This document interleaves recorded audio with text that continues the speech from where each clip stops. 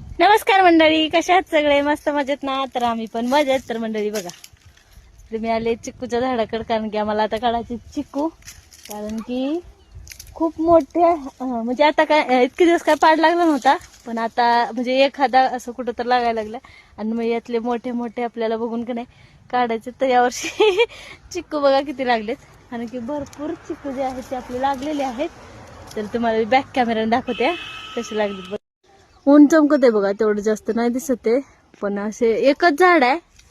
खूप म्हणजे भरपूर वर्षापूर्वीचे आमच्या बापूंनी आणून लावलेलं आहे. फक्त 500 रुपयाचं झाड होतं पण तेव्हा आणलं तेव्हा.